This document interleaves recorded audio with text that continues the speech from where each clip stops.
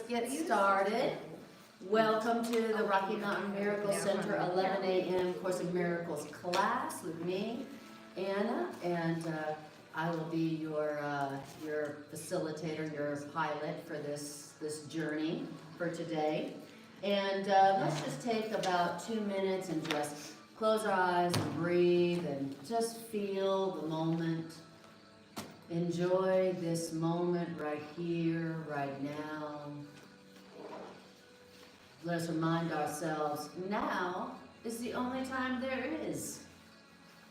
This moment now.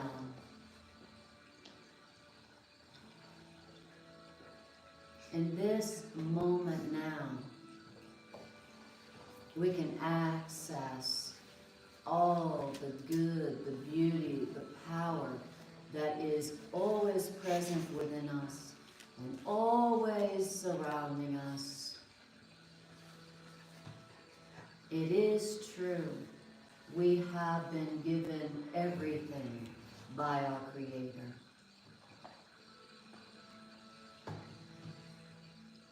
And when we take a moment to be present to what is, we can experience all the good, the beauty, and the power that is within us and surrounding us.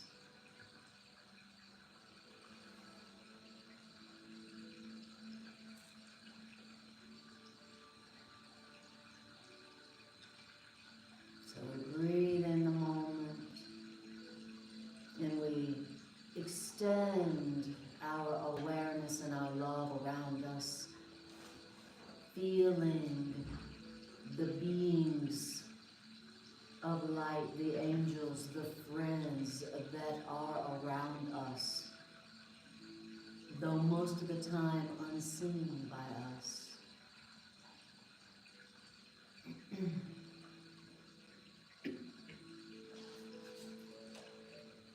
And silently together we pray. We say, I am one self. We are one self, united with our Creator and at one with every aspect of creation. We are free to forgive and free to save the world.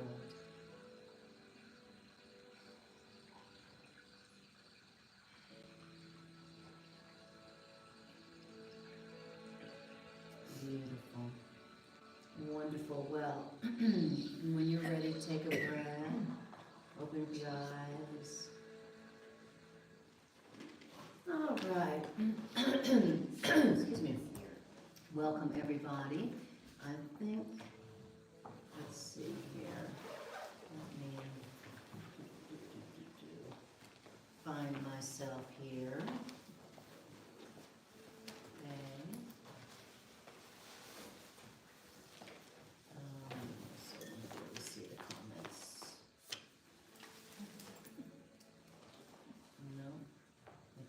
Down. Okay. All right.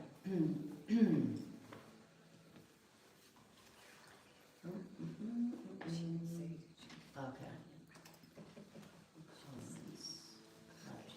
There we go. Okay.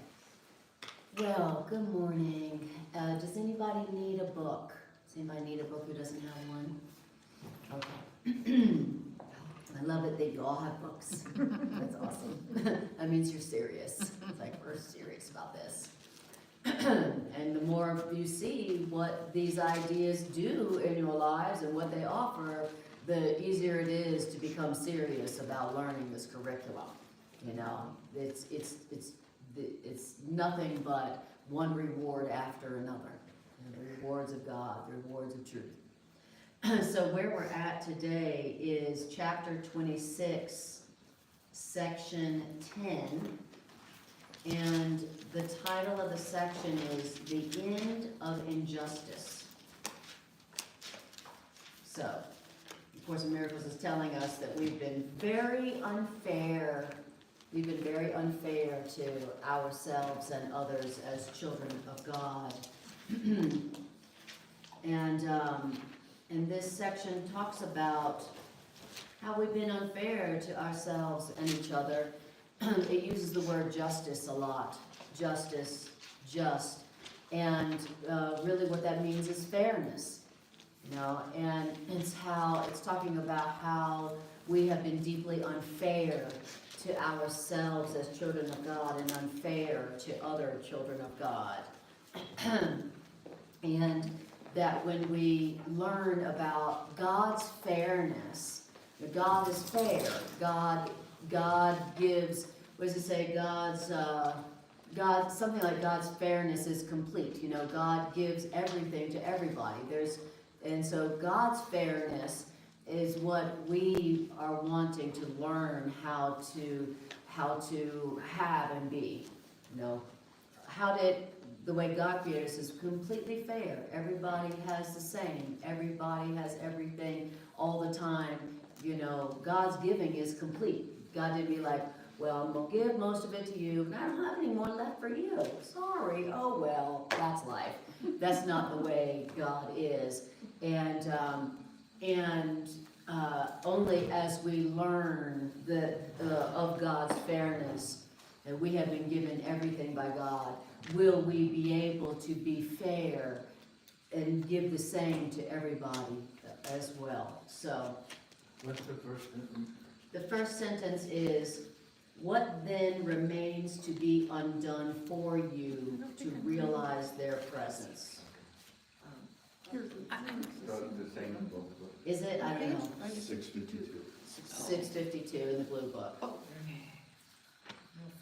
I got 562. I have 562. Oh, you have 562. You know, I didn't bring my book, so I'm not sure Okay. about this book. So in the blue book, 562. Okay, great. And I don't know what it is in the original dictation books. Okay, so in this section, it talks a lot about them and they with a capital T. So it's like, you know, if you knew who walked beside you on the path that you have chosen, fear would be impossible. It talks about, for they have come. And that our unfairness to ourselves and others prevents us from seeing the them who have been sent to us, who are in our lives. And so I went and I looked at the section previous to get a deeper definition of who the they are that it's talking about. And in the previous section, in paragraph 7, it says, and you don't have to go if you don't want to, but it says, so it's 26:9-7. Around you, angels hover lovingly. Did you know that? Did you know? Oh, I see some angels hovering around you lovingly over there. Around you, angels hover lovingly to keep all darkened thoughts of sin, to keep away all darkened thoughts of sin. And the angels are hovering lovingly around you to keep the light where it has entered in, which is into your life, into your relationships.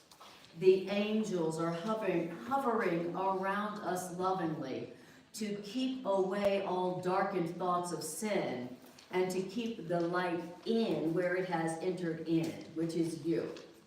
Who knew? Hi, everybody that I can't see. And some of the angels that hover around us lovingly are invisible and some are visible. You know, some are visible and some are invisible. But our grievances keep us from seeing the angels that are hovering around us lovingly. And their purpose is to keep away all darkened thoughts of sin and to keep the light where it has entered in. And it says, your footsteps light up the world. For where you walk, forgiveness gladly goes with you. No one on earth but offers thanks to you who have restored love's home and sheltered the children of God from bitter winter and freezing cold. And shall the Lord of heaven and us give less in gratitude for so much more? All right, so when we go now to the section called the End of Justice, 2610, and it talks about their presence, they, them, their presence. Now you know who they're talking about. Their presence, capital T, capital P, is all the angels that hover around you lovingly, invisible and visible, God, our Creator, and all of creation. That's they that it's talking about. That's capitalized. And so I just wanted you to hear that. Now, so the first sentence, it says, "What then remains to be undone for us to realize their presence?" Okay, so if I've got angels hovering lovingly around me, then why don't I see them? Why am I not aware? You would think that'd be something that I would want to see and want to know about, right? You know, how much peace would that bring me? How much release from fear and loneliness would that bring me if I was aware of their presence? But apparently there's something that needs to be undone so that I can be aware of their presence. And all my loneliness gone, all my sense of incompleteness, all my sense of being on my own would be gone if I was aware of their presence. So what then remains to be undone for us to realize their presence? Only this. You have a differential view of when attack is justified and when you think attack is unfair and not to be allowed. Sometimes attack is justified, I think, and sometimes it's totally unfair and that shouldn't be allowed. And gee, what makes that difference for me? What do you think? You know, when the attack is happening to me, it's totally unfair, it's totally unjustified, and it deserves my vengeance. But when I am doing the attack, a la judgment, it's totally fair, it totally makes sense. I'm not judging, I'm just observing. I'm just making an observation, right? So the one thing that is blocking me from being aware of their presence is that I think that sometimes attack is fair and sometimes it's not. And I'm the arbiter of that. And that's what's keeping me from seeing and being aware of the angels that are hovering around me lovingly. Trying to help me. Trying to what? To keep away all darkened thoughts of sin from me. All right, good to know. So all comes down to that. Okay. It says, when you perceive attack as unfair, you think that a response of anger now is just. Okay.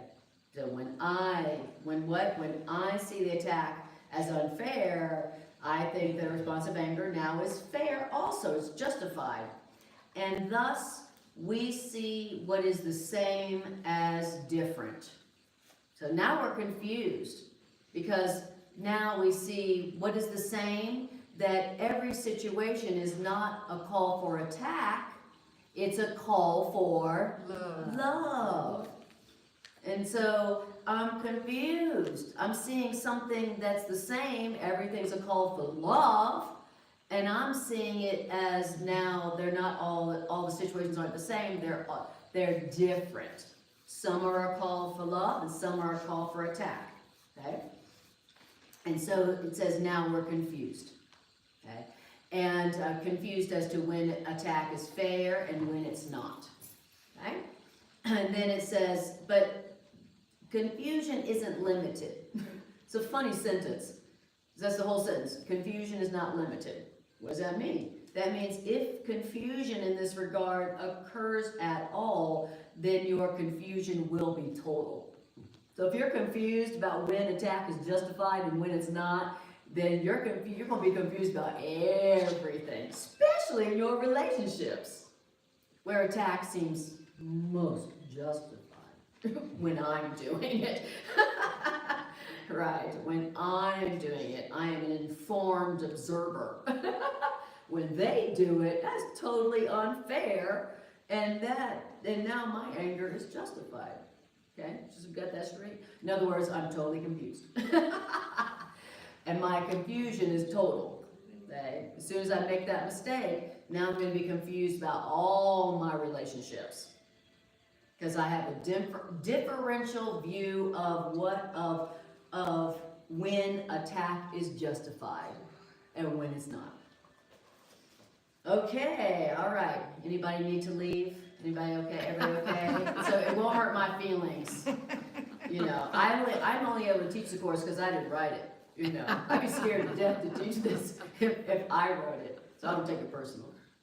When you're talking about God and how God doesn't see the differences or know us as individuals, that's what is so beautiful about this, is that the God, whatever that is, the energy of God, it has given us total permission because it trusts itself so much, it cannot make a mistake. Right. But I see differences, and that's where my confusion comes in.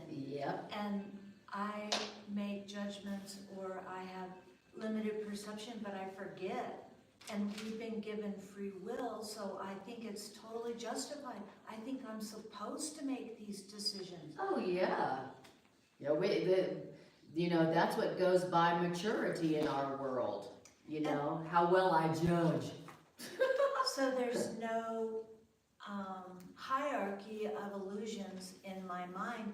And when I just make that simple switch and recognize that the truth is total, Yeah, I that's don't right. have to raise my little pinky. No, exactly. Yes, I think, you know, what I found lately, maybe it's because just I've evolved some myself, is the personal things I see better, not to judge, but the big worldly stuff going on, Yeah, really I want to judge yeah. it.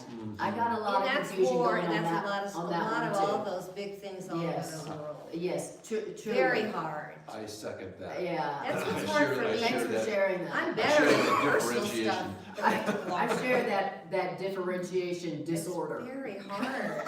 DD, differentiation disorder. Yeah, exactly. I'm doing pretty good eventually on the personal level about, you know, realizing that my attack isn't justified. This is a call for love, not a call for, you know, it's not an attack, it's a call for love. But when it comes to like, you know, the people who seem to rule the world, I mean, for real, I do think that my judgment attack is justified. But that's a call for love. And that's my like, call for love. you know, That's my confusion. Yeah. And that's me believing that that attack can get me what I want. You know, it doesn't matter what they do. I know. If I attack, I hurt myself. That's just the facts. If I attack, I am teaching myself that I don't have enough, that lack is real, that I deserve to be attacked. I'm hurting myself, you know. And what they did really wasn't attack. It was a call for love Or help. or help. I see the world as, and the ego on steroids. Yes, the world is the raw ego on On steroids. steroids. Exactly. Mhm. That's exactly right. Yeah. So yeah, apparently, our belief that sometimes attack is justified is what is preventing us from seeing the angels that are hovering around us. Angels plural, that are hovering around us lovingly to keep all of our darkened thoughts of guilt away from us and to keep the light in us. You know, and so it just all comes down to that. You know, that what does it say, that only my attack thoughts are attacking my invulnerability. My attack thoughts are attacking my awareness of my invulnerability. That's just what it comes down to. I mean, somewhere in here it says you can't be unfairly treated. And I'm like, All right, okay. All right, tell me more. And so, so we're gonna get to that. So then it says, right, your confusion is not limited. So if confusion occurs at all, it will be total. And confusion's presence in whatever form will hide their presence. God, all the angels that hover around us, all the angels that are our mighty companions, the people that the universe sends us. What is it? It says, in confusion's presence in whatever form will hide their presence. And their and presence is capitalized. Okay? Mm-hmm. It's not like they're hiding from us, we just limited our perception, That's right. and I'm seeing fear instead of recognizing that they're there to help me. That's I right. haven't called upon them, and they will never intrude upon my will. That's right. That's exactly right. Our grievances are like, of course, as a dark shield of hate. So our belief that attack is justified is like a dark shield of hate, that where it blocks the love and the presence of the angels that are hovering around us lovingly. And so even though we're surrounded by love, we do not see it. You know, thinking that, oh, well, this world is just cruel and sinful and guilty, and it's just, you know, it's cruel to defenseless innocence, you know. Thanks, God. Thanks, God. Yeah. So it says, right, our confusion hides their presence. They, all the angels that around us, hover around us, God, and who our true self, they are known with clarity or not at all. Confused perception will block knowledge, in other words. And so it's not a question of the size of our confusion or how much our confusion interferes. Our confusion's simple presence shuts the door to their presence and keeps them there unknown. Goodbye, I don't need your help. I don't need you to hover around me lovingly, keeping all my dark thoughts and guilt away from me. I don't need that. I've got this grievance, and it'll be everything to me. I'll just be this one little mean friend, my grievances, my attack thoughts, and it'll be everything to me. That's all I need. Why am I so lonely? So, let's see. It is chapter 2, 6, 10. Okay.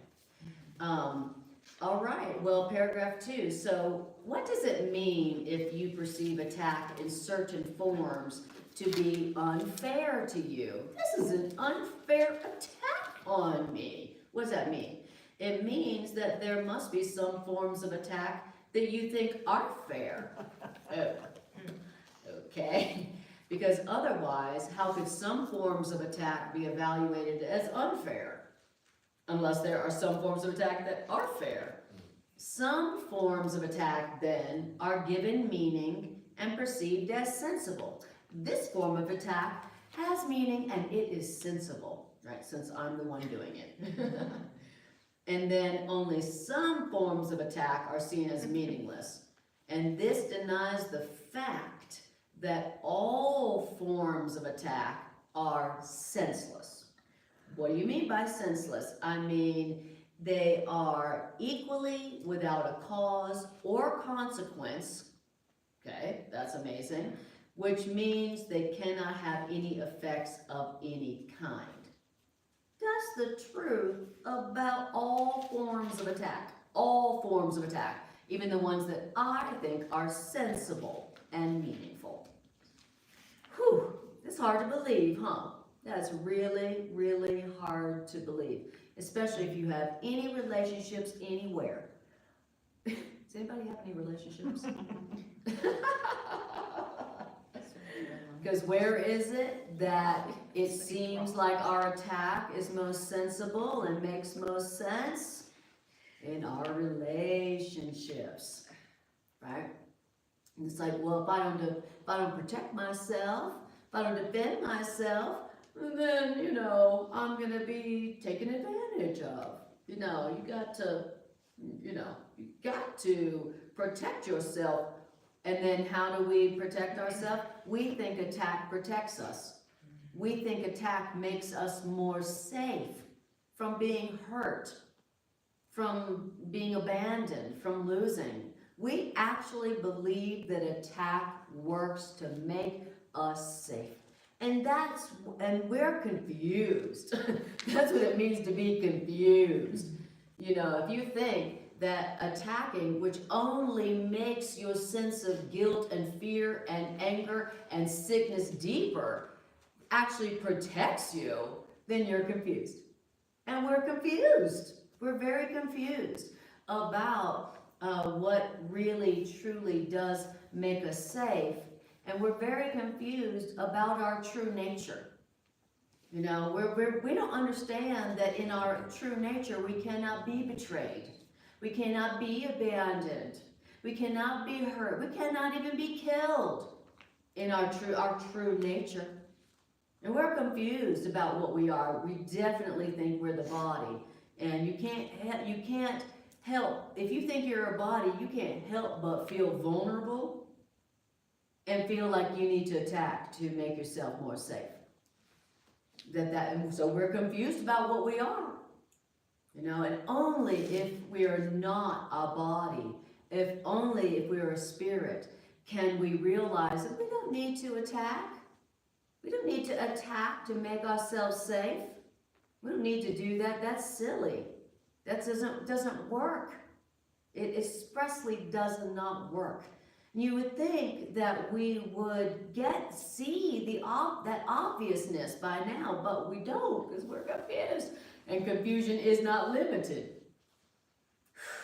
So that is what I'm learning, is that no matter what's going on, if I just don't attack, it's miraculously resolved in the most bizarre way. You're like, how did that happen? My God, that just broke all the laws of time and space as I know them.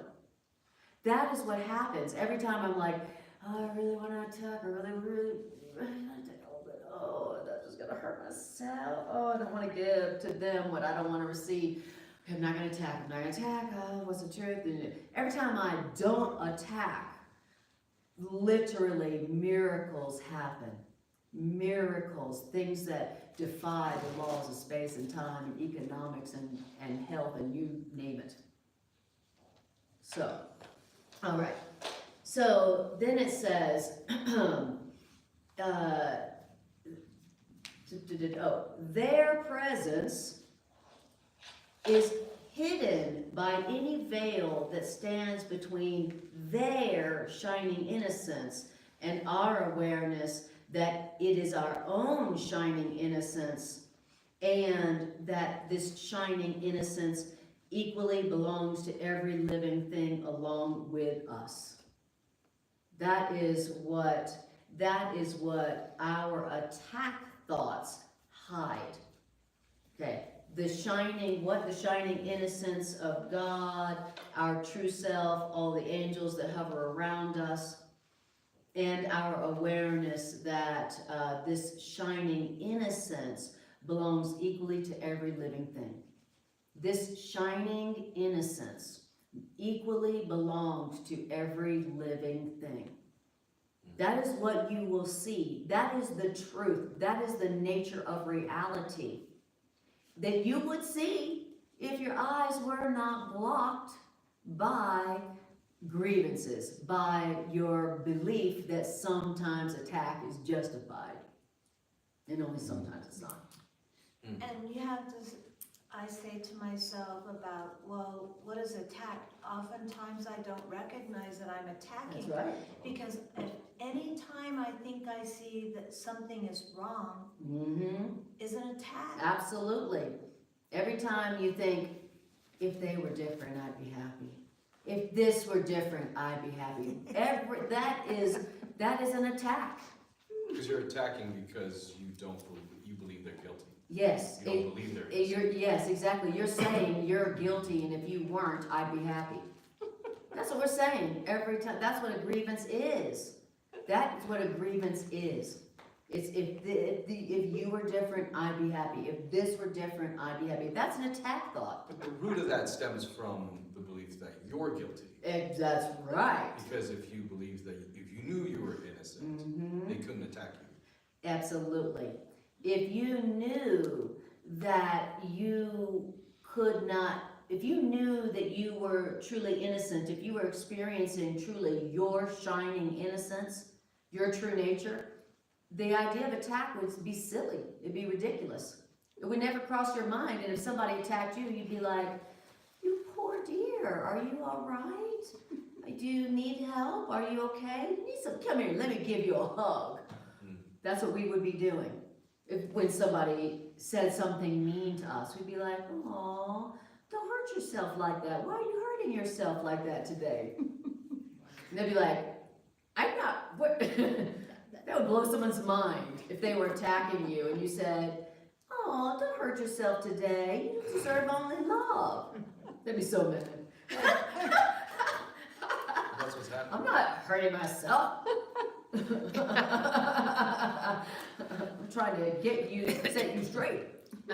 I caught myself today doing this, and I'm always thrilled when I see, even if I see it after the fact.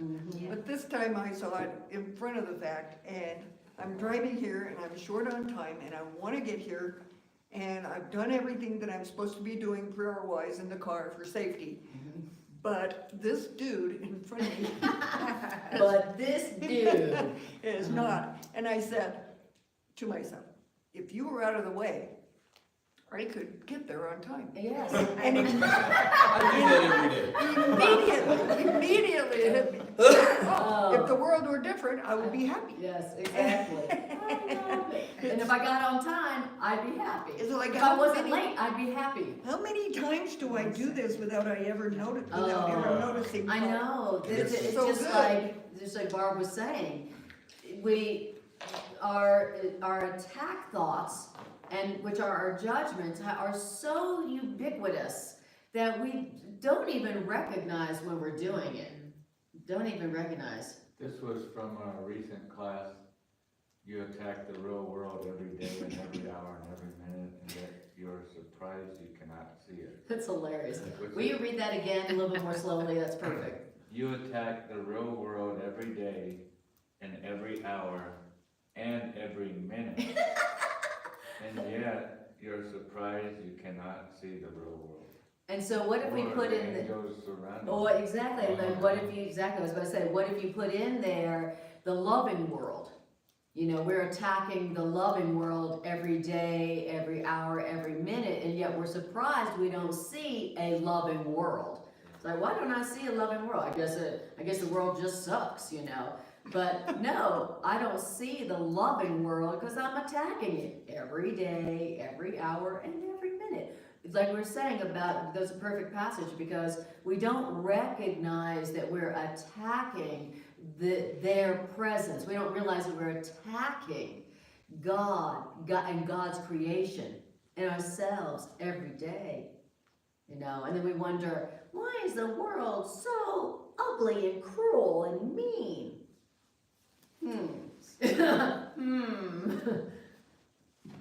Yes, that. So, this actually reflects back to a very, very early lesson, this subject, these blocks. The mechanism of my confusion is lesson 15, my thoughts or images I have made, or we could extend that to my attack thoughts, my judgments, are images I have made. Yes. And those are the veil that I'm putting between me and the loving world. Yes, Me and the capital T, them. exactly. And I'm confused by that because I am so habituated to making these images, aka thinking my own thoughts, that I can't see that I'm confused by that.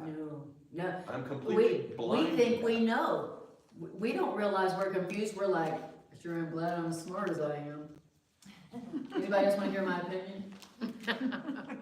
We walk around not realizing that we are attacking the real world, the loving world, and their presence, the awareness of them, you know, the angels, God, creation, every day. And then we're wondering why, you know, I seem a good person, and why is the world so cruel? You know, so we see ourselves as a good person in an evil world. And we think that, you know, that's kind of an accident. It's like, well, you know, I guess that's just the way it is. Not realizing that it's our attack thoughts that make up that evil world. It's our evil thoughts, our attack thoughts are peopling. Of course, says that we use our grievances, we traffic in people. What's that line in the forgiveness lesson where we're literally trafficking in? We're using our Middlemen. grievances. What's that? Middlemen. Yeah, exactly. So, all right. So then it says, we're still in paragraph 2 towards the bottom. It says, their shining innocence, and your awareness that their shining innocence is your own, and that their shining innocence and yours equally belongs to every living thing along with you, that is blocked by our attack thoughts. God limits not. And that means that what is limited cannot be heaven. What does that mean? That means that what is limited must be hell. That's a great definition of hell. And that's the way you feel when you feel limited. Whenever you feel limited, you're like, this sucks. No wonder we are afraid of God, because we think that we know better than God. And we think that he got it wrong, or she, Right. Mother God, Yeah. got it wrong. But we're the ones who are wrong. Take it back. Mom. Yes, take it back. Exactly. God limits not. God has given and created every living thing in a shining innocence that is never dimmed, that never gets dimmed by one iota of sin. And that is equally, God has given that to everything that lives equally along with you. That is the real world. That's reality. And the only reason we're not seeing it is because we're seeing our own projected attack thoughts. And that's the only reason we don't see this world where everything has within it shining innocence. It's like if you saw correctly, you'd be like, oh my God, everyone's so beautiful. Oh my God. That is literally, of course, says you would barely be able to refrain from kneeling and weeping at your brothers and sisters' feet, at their beauty, at their shining innocence, if you really saw them. That's what's waiting for us behind our attack thoughts. Wow, that's what our attack thoughts are costing us. Wow, that I think that sometimes attack is justified. Wow. And attack thoughts are actually grievances. And attack thoughts are grievances, judgments, unloving thoughts, perceptions of differences. Attack thoughts are me seeing myself as being unfairly treated. Giving guilt. Exactly, giving guilt. They're like idols. We make idols they're of idols. ourselves and others. Yes. Just towards the Idol. end of the text, yeah. The idols that we make up. I would say also resistance to the present moment. Resistance to the present moment, absolutely. Because grievances are always centered in the past. And wanting things different. And wanting things different. Exactly. If this were different, I'd be happy. Wow. Says, and then paragraph 3, it says something really deep. Unfairness and attack are one mistake. So there is no fair attack. There is no fair attack. Damn it. Damn it. Unfairness and attack are one mistake. Unfairness and attack are so firmly joined that where one is perceived, the other must be seen. You attack, there's unfairness. There's unfairness, there's attack. Wow.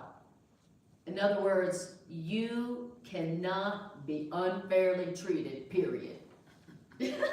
Everybody laughs. That's funny. Right. Oh, what? Wait, what? I cannot be unfairly treated? Whew, alrighty. If we could believe that, If we could believe that. we'd be in the real world. Yeah, I think that now the course is now, the author is gonna now expound on that because it knows that we do not believe that at all. It knows that we do not believe that yet, okay? But just the fact that we're hearing it and listening to it with an open mind and an open heart is a freaking miracle, and that is all that is required. That we say, I like it, yes, I want that. Even though I don't believe that, obviously. It says you cannot be unfairly treated. And the belief that you are unfairly treated is but another form of the idea that you are deprived by someone not yourself. I am deprived by someone not me. I just want you to know that. Is what we are saying every time we think we are unfairly treated. Someone is depriving me. It's not me. Not me. And I'm gonna find out who did it. And when I find them, ooh, I'm gonna attack myself through them. See how smart I am? Okay. Then it says, projection of the cause of sacrifice is at the root of everything perceived to be unfair, which means not your just deserts. Dang. So every time that I am saying that I have been unfairly treated, I am projecting the cause of the, quote, sacrifice that I'm really demanding of myself. Say, I've demanded that I sacrifice, I've demanded of myself, right? But I've projected that onto others, and now what do I see? They are treating me unfairly. This is unfair to me. I'm projecting what the cause of the sacrifice that I have demanded of myself. I'm the one who said, I am not good enough. I am not lovable. I don't deserve love. I'm the one who's depriving myself and demanding that sacrifice of love, of myself. I'm the one saying perfect love is not in me. But then I'm projecting on them. You are the one who is keeping me from having love. You are the one, not me. Okay. I love it. Projection of the cause of sacrifice is at the root of everything perceived to be unfair, which means not your just deserts. Yet it is you who ask this sacrifice of yourself, and indeed injustice to yourself. You're the one saying you don't deserve love. You're the one who believes that you're incomplete and something's missing and you need to get something from outside yourself. You are the one who is telling yourself that you don't deserve love and abundance and freedom. Not them. They cannot do that to you. They can't. And that's why you cannot be unfairly treated, because they are not the one doing that to you. They can't do that to you. You can do it to yourself, or you can try. You can confuse yourself, but nobody can do that to you. Nobody can deprive you of love. Nobody can deprive you of eternal life. Nobody can deprive you of joy, but you. And only for a little while. Thank God. Yes, Barb? Only if I agree. Yeah. Like I have made it up that way, where I agree that they are totally justified in their wanting something of me, but I've made it up in my head. Yeah. I'm the one who thinks that they're asking this of me, not them. That's right. We think it's them demanding the sacrifice of love and joy and security and happiness. We think they are demanding the sacrifice of us. Completely confused, not realizing that I've demanded that sacrifice of myself. I've said, Anna, you have to sacrifice love. You have to sacrifice because you don't deserve it. I'm the one who said that of myself. And then they are lovingly mirroring me so that I can see what I think about myself. And do you think I'm grateful to them for that? I should be like, thank you so much for showing me what I think of myself today. I should be like giving them flowers. Thank you for mirroring how I feel about myself today. And that, boy, I really would like to change my mind on that. But instead of being grateful, I attack them.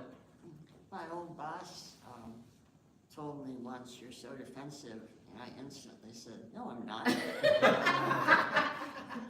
But then I heard myself. Exactly, that's right. You had projected onto him the sacrifice you were demanding of yourself, and the sacrifice you were demanding of yourself was the awareness that you need no defense. You don't have to defend yourself to anybody because you remain as God created you. That boss didn't make you, So that's it's a great example of how you had demanded the sacrifice of worth and innocence yourself, and then projected it onto him. Perfect example. Thanks for sharing. All right. So I love it. He says, yes, it is you who have demanded this sacrifice of yourself, and indeed injustice to yourself.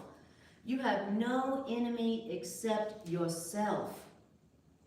And you are enemy indeed to your brothers and sisters because you don't know them as yourself. That's how somebody gets to be an enemy. Not because they've treated me unfairly, but because I don't see them as myself.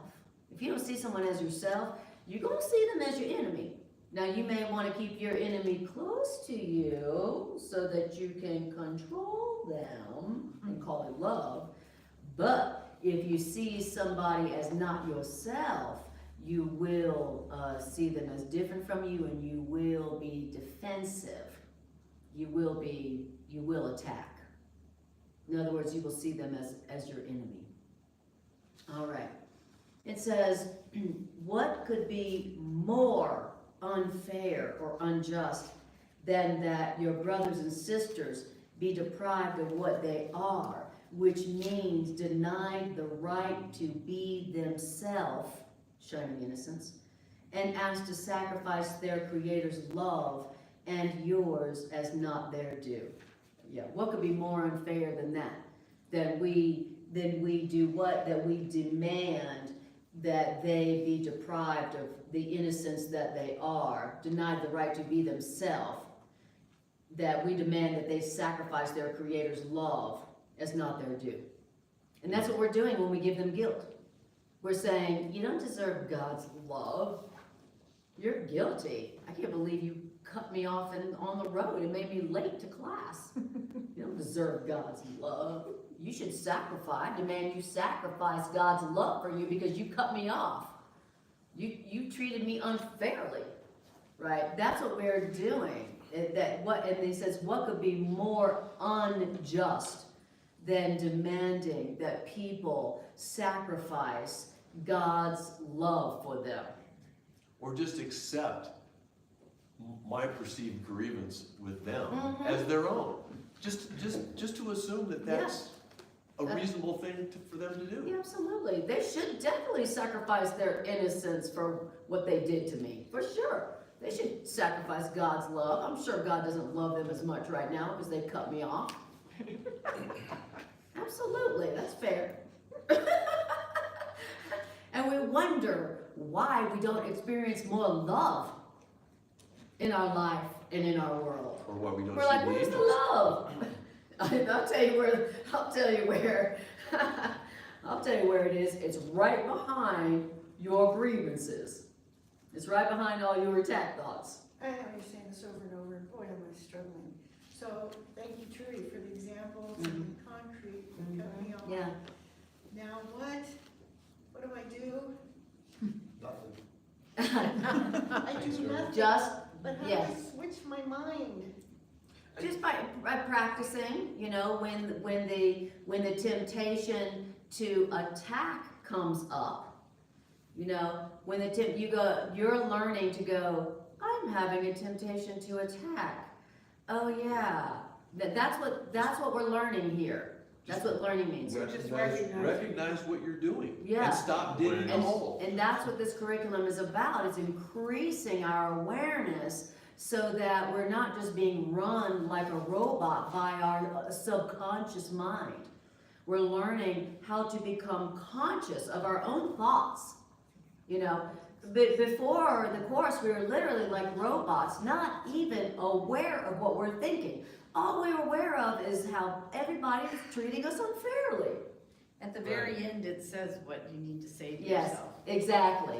Thank you. Yeah, at the very At end. the end of this section. Okay. Yeah, so we'll get to that. Okay. So we will be doing a formula practice of what to do, okay? good. When the temptation to attack comes up, and remember, we are learning how to be aware of our thoughts, including our attack thoughts, so that's what it means to be conscious. That's what it really means to be conscious. That's what it really means to be awake and aware. It's like, I'm aware of my thoughts. Oh, what a radical concept. And then, so now I'm being able to be aware of my attack thoughts and make a choice. Like Matt's been teaching us for weeks. Like, I have a choice. Oh, here's my thought, and I have a choice. And not judge yourself as, Yes. oh, what a not crappy attack. course student I am. Yes, right.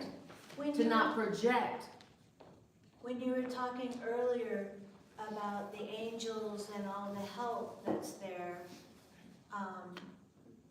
you know, when I'm aware that I'm thinking a judgmental thought or I'm taking defensiveness, then that instant I become aware of my defensiveness, then my awareness can go to ask for, well, what is this for? Very good. And then the angels will come into my awareness and help me to see what it's really for. So sometimes when people cut me off in traffic, they're definitely got something going on, Oh, yeah. and I need to make way for them. Right. That's all they're asking for. It's a crowd for love. Right. But you're exactly right. Even just becoming aware of the attack thought and choosing not to do it literally allows all the angels that are hovering around us lovingly, trying to protect us, are rush in and literally make miracles. And consider that all these angels that we're not aware of, their presence, are each other. Yes, exactly. Like I was saying earlier, many of the angels hovering around us are invisible and many are visible. And the more you do what we're talking about, the more visible they will be. You'll be like, Yes. oh my God, I met an angel today. An angel saved me today. It develops trust. That's right. It develops trust in the angels that are hovering lovingly around us, trying to protect us from our ego thoughts. which we're trying to hurt ourselves with. So every choice to become aware of an attack thought and not to act on it literally removes the block, the shield, to those angels' help. And we become aware of their presence. And then there's no way you could feel alone. There's no way you could feel powerless. If you felt their presence, you would feel so empowered, so safe, so loved, so provided for, that you would realize that fear there's nothing to fear. All right, beautiful. Really beautiful thoughts and examples. So, and then paragraph 4. Beware of the temptation to perceive yourself unfairly treated. Ooh. You should do that on Halloween and put that out your door. That'll be on my Halloween sign. Beware of the temptation to perceive yourself unfairly treated. I love how you did that. Think of yourself as a skeleton. Yes, exactly. Because that's how you make yourself a skeleton. It says, That's Halloween. beware of the temptation to perceive yourself unfairly treated. Why? Because in this view of yourself as unfairly treated, you're seeking to find an innocence that's not theirs, but yours alone. And you're seeking to find an innocence at the cost of someone else's guilt. Oh, that's what I'm doing, but I thought I was just responding normally and naturally to their unfair treatment. No, you're looking for an innocence that is not, that is yours alone. You're looking for an innocence at the cost of their guilt. That's what you're really doing. Ouch. Yikes. Okay. It says, but can innocence be purchased by the giving of your guilt to someone else? Honestly. It's one of those questions that when you hear it, you're like, What?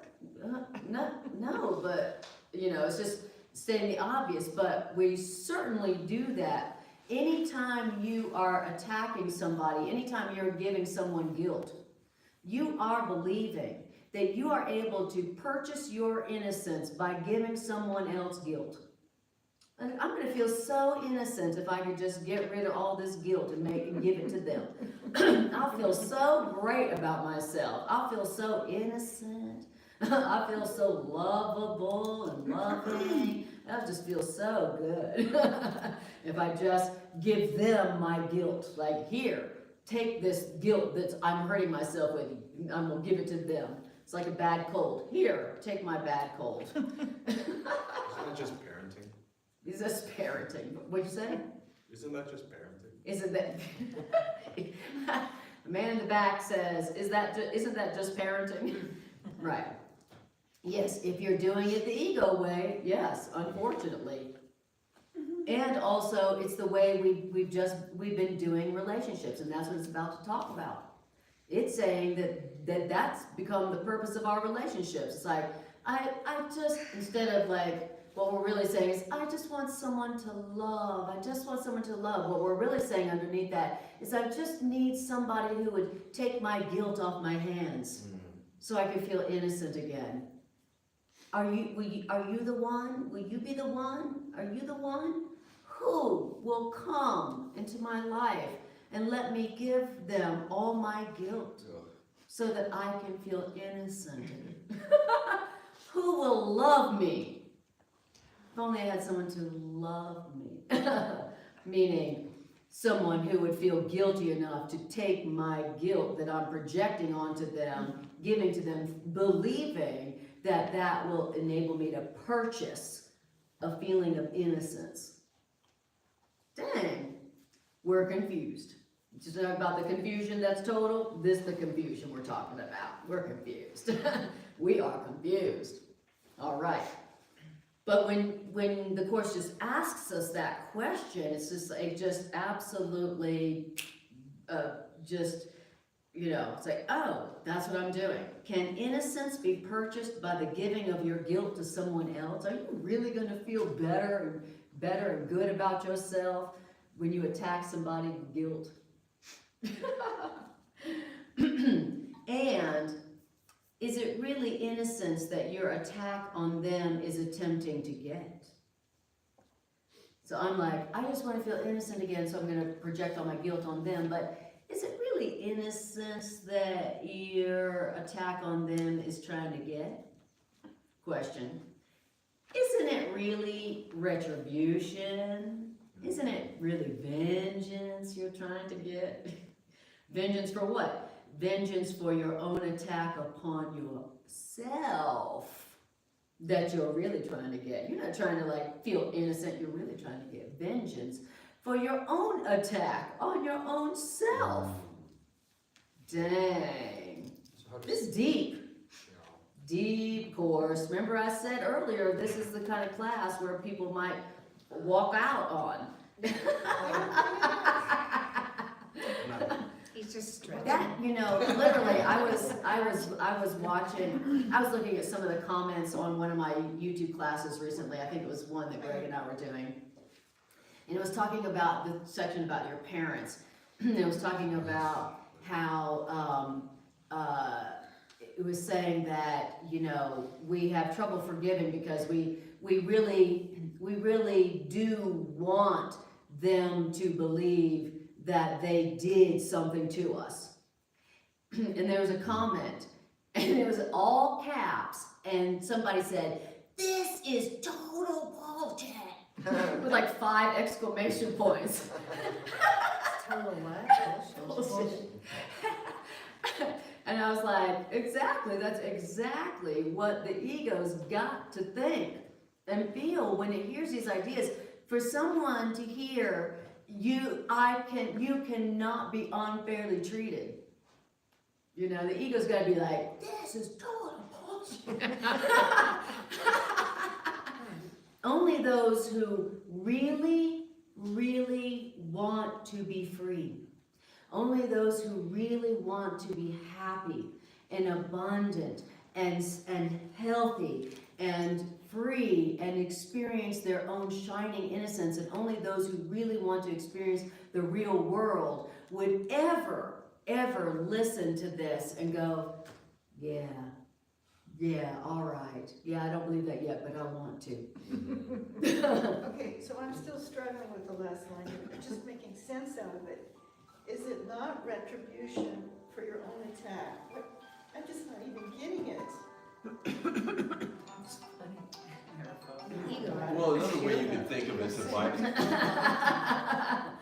another way you could bypass some of those words is just, is it not a way to make you special?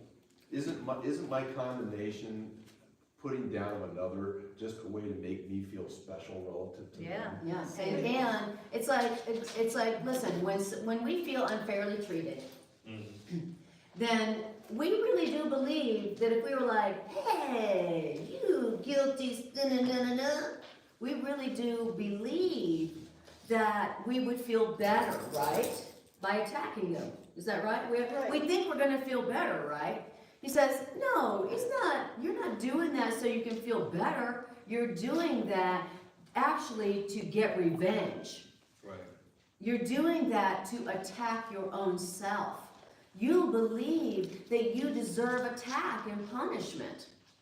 And that is why you attack back when you perceive yourself, when you feel yourself unfairly treated. It's because this is a great opportunity to punish myself some more. All right, I just love it when people piss me off. My ego loves it. My ego loves it. I'm like, how dare you treat me so unfairly? Where my ego's like, yeah, right on. Why? Because my ego lives. My ego wants me to punish myself. My ego believes in punishment. And it's true that if I attack, I'm punishing myself. And so my ego's like looking for people to unfairly treat me. I call it a relationship. And in essence, you're I deserve punishment. Let me go get a relationship. in essence, you're attacking God and keeping yourself separate. Yeah. But, okay, let's break this down. So when someone attacks me and I feel it's unfair, then my desire is to go attack them back. Yes. Thinking it would make you feel Defend better. yourself. Yes. But really, does it make you feel better? Well, not me, no. Yeah, it doesn't. It doesn't make you feel better. It doesn't All have it to be does them. is it It could be increases anybody else. your own self-punishment, which was the ego's whole game. That was the ego's whole goal. And you're really attacking yourself. I think the hardest thing is like everybody else is playing the ego game, Yeah, right? And then you seem to be the victim of that. right. Right. And then there's, you know, you believe them that you are Guilty. guilty or able to be hurt, and you're left with buying that innocence back by attacking others. Exactly, exactly. Well said. Yeah, well said. All right, so I'm gonna finish. We have like 2 more paragraphs, and it has all the answers. Oh, okay. Yeah, it does. It has all the answers to what to do when you feel like someone is treating you unfairly. Okay, now it won't be long. Won't be long. Just as soon as I get home. Exactly. It won't be long at all. Maybe their name has crossed your mind already. Okay. So it says, so we're still in paragraph 4, and I think we only have like two paragraphs to go left. It says, then is it safer to believe that you are innocent of this and victimized despite your innocence? Does the idea that you're a victim make you feel safer? No. It's like, I'm like playing the victim, thinking like, I don't know, like not realizing that doesn't make me feel safe at all if I'm a victim. Shoot, I not only have to worry about this, but you know, everything else if I'm a victim. It says, it doesn't make you safer to believe that, no, this isn't a projection and I'm a victim despite my innocence. Whatever way the game of guilt is played, there must be loss. Okay? Whether you're receiving it or you're giving it, whether you think it's justified or not, whatever way the game of guilt is played, there must be loss. In other words, someone must lose their innocence, that someone else can take it from them, making their innocence their own. That's the game of guilt. I gotta take my innocence from someone else to have it for myself. Someone else has gotta be guilty for me to be innocent. That's the game, whatever way the game of guilt is played. Okay, and so if that's the game you're playing, then that's what the relationships are gonna be about. It's gonna be like, you know, today I'm gonna take your innocence from you and you'll be guilty, and tomorrow you'll take your innocence from me and me be guilty. And we're gonna play this game back and forth, trading guilt, back and forth, back and forth. Till you hate each other, but call it love. All right, paragraph 5. You think that others are unfair to you. Why? Because you think that someone must be unfair to make the other person innocent. And in this game, do you perceive one purpose for your whole relationship? Getting rid of your guilt. And this one purpose that you see in your relationship called getting rid of your guilt, you're adding unto the purpose given to your relationship. Your relationship has a holy purpose, and you're adding onto your relationship a purpose that it doesn't have, which is, I need someone to help me get rid of my guilt. Ooh, what a gross purpose for a relationship. Totally. Yuck. But you see, it's like, oh crap, that is what we're doing in our relationships. Wow. You know? Yeah. And it says, but really, the Holy Spirit's purpose, love's purpose for your relationships is to let the presence of your loving guests, those loving angels, be known to you. Dang, that's the purpose that's already given to all our relationships, is to let the presence of the love, our loving guests, you know, all those angels, be known to us.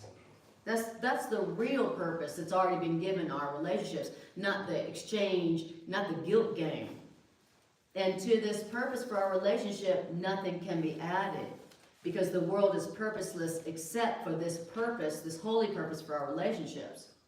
To add or take away from this one goal of our relationships is but to take away all purpose from the world and from yourself.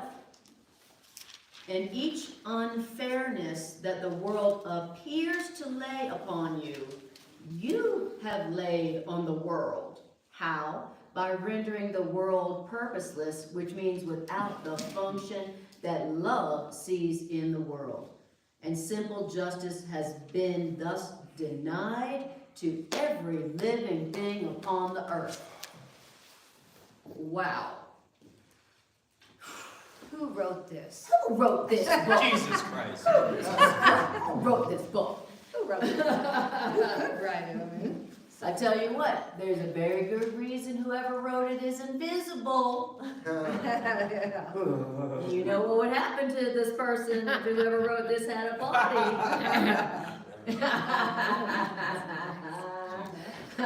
They'd be like, blasphemer! All right. So now we are the last paragraph and the practice.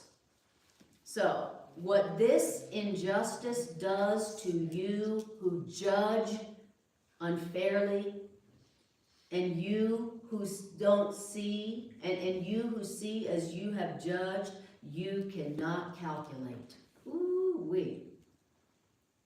What happens? What is the effects? What has this injustice done to us?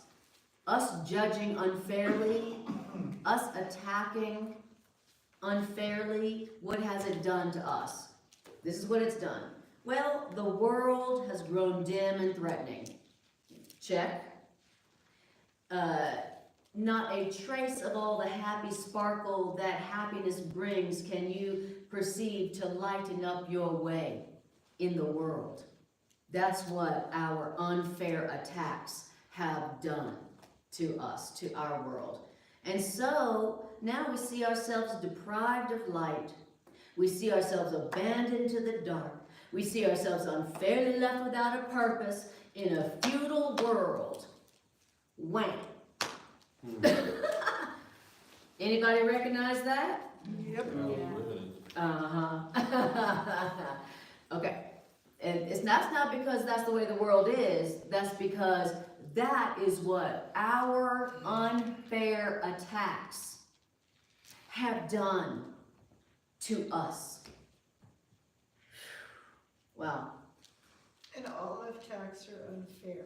That's what it said. It said all attacks, it said unfairness and attack are one mistake.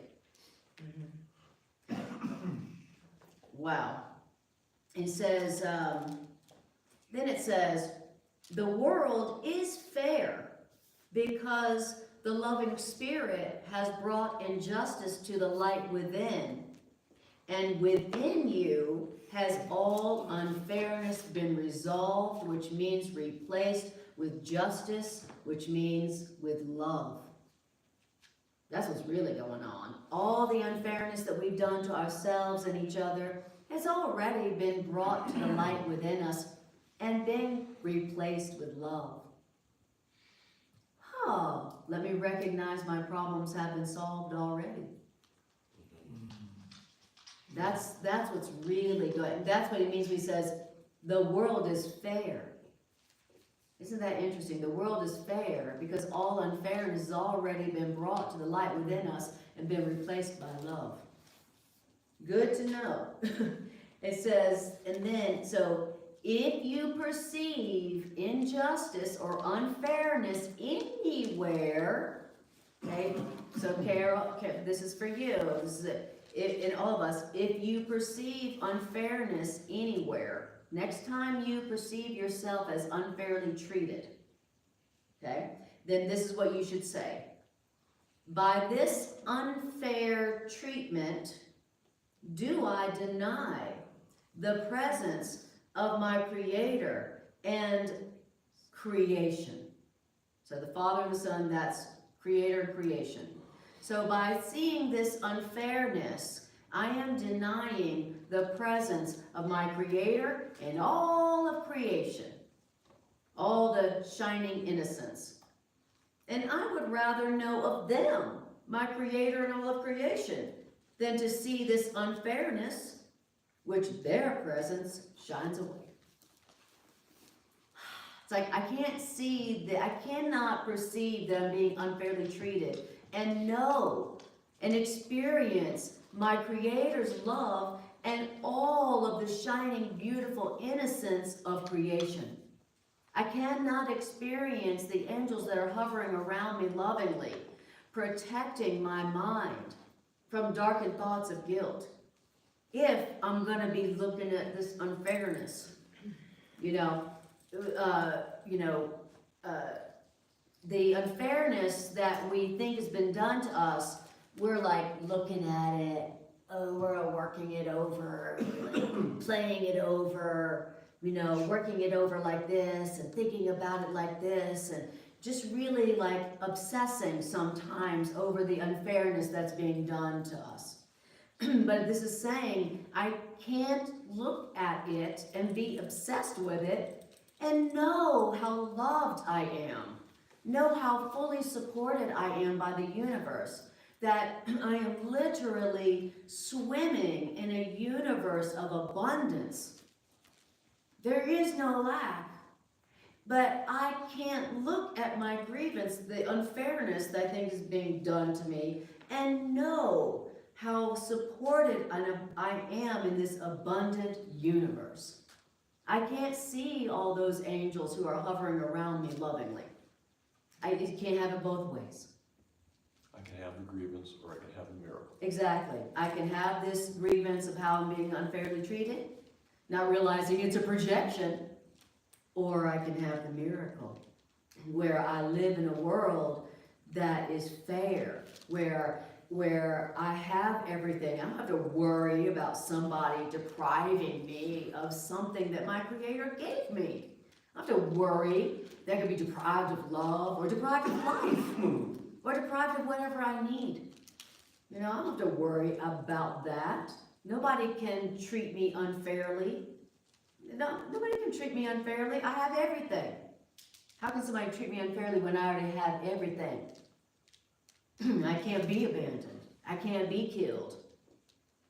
I can't be hurt by something somebody said or did.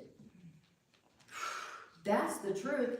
I can't know that while I'm holding a grievance around how somebody treated me unfairly. Yes? That's why I love lesson number 5, which says I'm never upset for the reason I think. Obviously it's not when you're upset by something, sometimes it's easy to forget that, get consumed in the grievance. But as soon as you connect with your right mind, and you know that you're not upset for the reason you think, then you can reverse projection and kind of look at it. And the Course is always telling us to go within. Yes. Go within you. Right. The belief in deprivation, unfairness has been replaced by love within you. You're exactly right. Yeah, exactly right. The grievance is external, it's a projection. And then the miracle and the healing of that is going back within to realize that you can't be deprived by anyone. Not even by yourself. I mean, you can think that you do, but exactly, beautiful. All right, so how about we have 8 minutes. So how about we actually do something really crazy and wild and actually do that exercise? Is that too crazy? That's wonderful. Okay, let's do it. And I love it. Yes, exactly. I love it. Brian Horan says, I think there's a difference between hoping for a change in someone else's behavior and attacking. I've had a tough situation this year. I've had to ask myself, When have I behaved this way? Mhm. Beautiful. That's exactly what we're talking about. That you're treating me unfairly is forgetting how much you have been treating yourself and others unfairly. So start there. Great point, Brian. Thank you. Yes. Beautiful. It always seems like the answer is to like let go of the illusion of separation, like you were saying. Yes, exactly. And embrace the reality of oneness. Beautiful. Brian also says, can't see injustice, need to realize how supported I am. I like it. Beautiful. Tricia says, so profound. I had to back to a post on Facebook and remove the difference. Thank you again for allowing me to see this. I love it. She says she had to, I think what she's saying is she saw where she was having a temptation to perceive herself unfairly treated, and now needs to go back to Facebook and remove it. Stay out there. It's like, I've been unfairly treated, and I'm now gonna go publish it.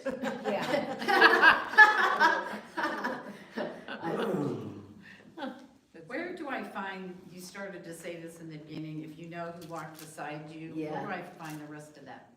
I think that is in the workbook. I think it's the workbook lesson. Walk beside you.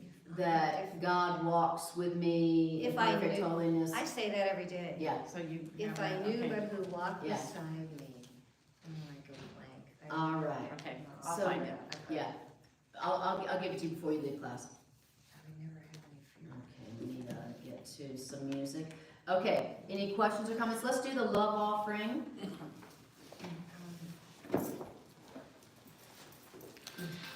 And thank you guys for coming out in person to the Miracle Center. It really helps us to grow back again, truly. I know that you can watch it online, so bringing your bodies here is, it supports the center, so thank you. And Kelly said, Winter says, so true. Lesson 41, God goes with you. Yes, that's the one. God goes with me everywhere I go, lesson 41. Lesson 41? Yeah. Okay, thank you. Well, it's also, Yep. Thank you. that exact quote is actually There it is. in chapter 18, section 3. Okay, chapter 8, also chapter 18, section 3. Beside you, fear would be impossible. That's the one I say. All right. So now we're gonna just do a few minutes of what I call the integration meditation, where we take the ideas and we do something crazy and actually use them. Otherwise, get them over here to.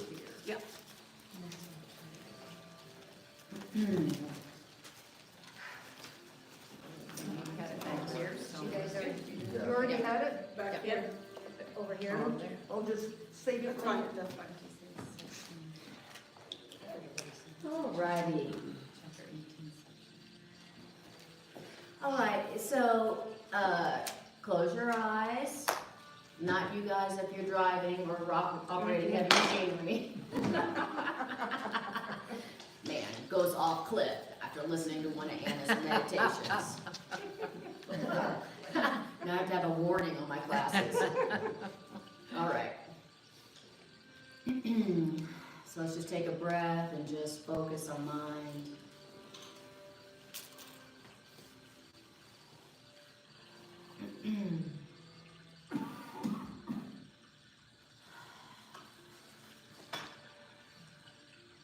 All right. So now I want you to bring to your awareness a situation or a relationship in which you perceive that you have been unfairly treated, and where you now feel that your angry response is now justified.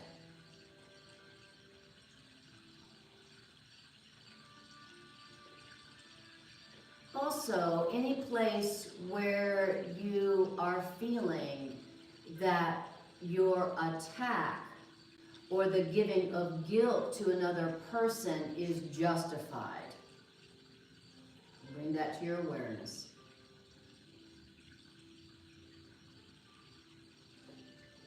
Also, anywhere that you are perceiving injustice, you can also use this practice.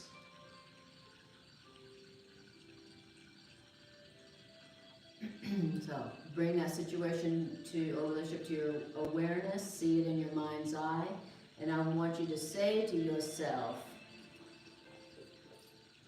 in order to see this injustice or unfairness to me, I'm gonna have to deny the presence of my Creator and all of creation, all of the abundance of creation.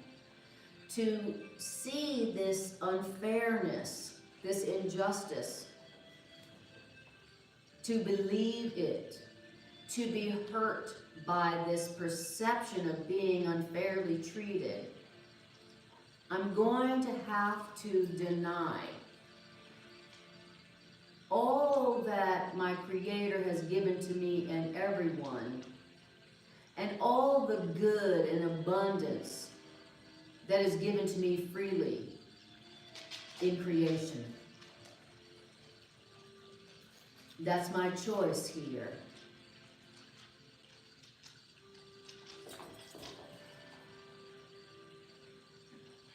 And I would rather know of all of my creation's love. I would rather know of the angels that hover around me lovingly to help me.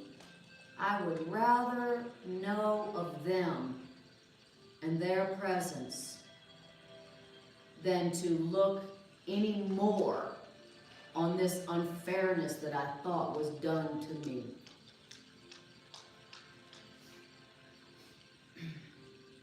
And being aware of my Creator and all of creation and all the angels that hover around me lovingly, their presence, my awareness of their presence will shine away this perception of being unfairly treated. Just breathe that in for a moment.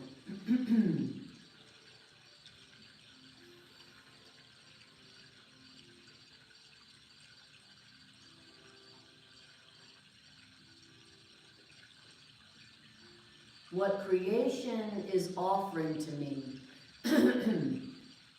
what God and all of creation and all the angels that are hovering around me lovingly, what they offer to me makes the value of this grievance nothing.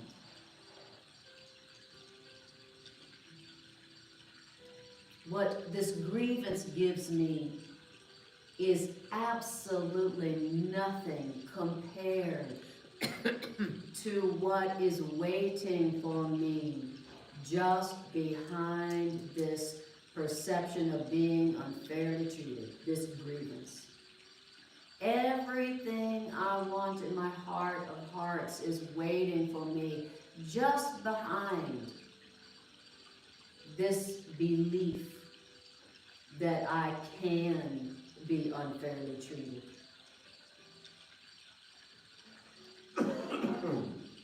And I choose the abundance and the love of creation, which has no end, which has no cost. I want that instead of this senseless, meaningless grievance.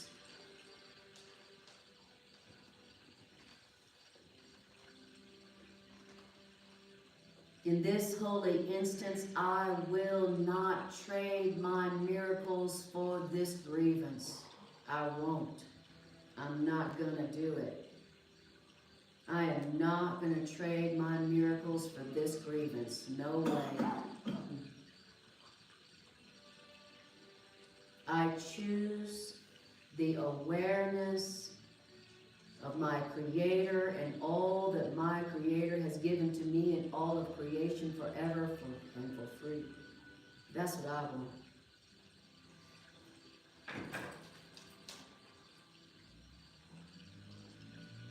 And now just notice how liberating it feels to be free of that grievance. Feel the freedom. Feel the hope. Feel the power, the strength.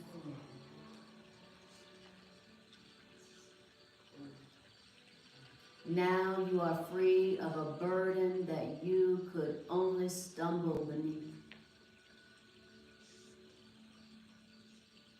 Now you're taking down the dark shield that you've been hiding the real world, the loving world, from your awareness with.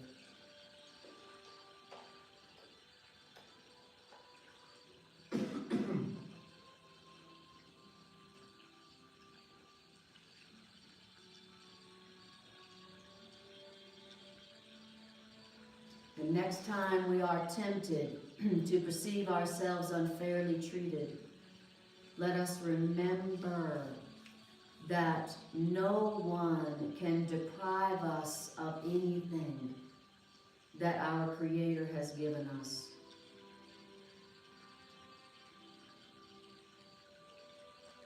Anytime we perceive someone unfairly treating us, let us remember that is a projection of the demand of sacrifice we're demanding of ourselves.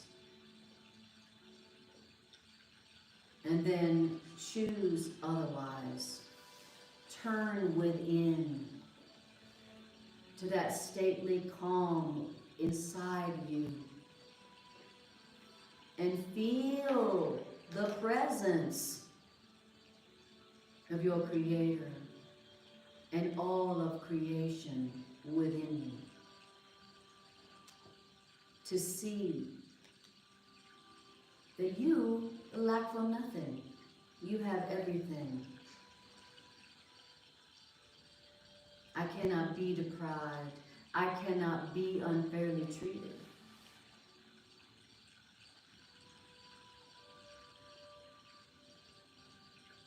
Because I have been given everything.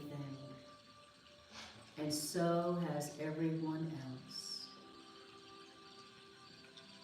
And I feel the presence of God and all of creation and the angels around me. And it feels so good. It's the best feeling ever. For if you knew who walks beside you on the way that you have chosen, fear would be impossible.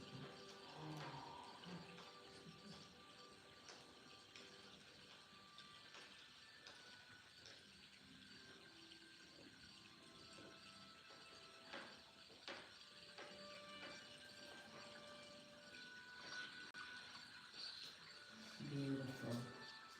And to that we say, yeah. Yeah. Thank you, God. I appreciate you all so much. Thank you so much for coming out. I appreciate you all so much. Thank you guys for watching on YouTube and Facebook. Thank you, Appreciate all so Anna. much. Yes, thank you, Anna. If Yeah. you knew who walks beside you on the way you Yeah, I heard that. Yeah. I Judy.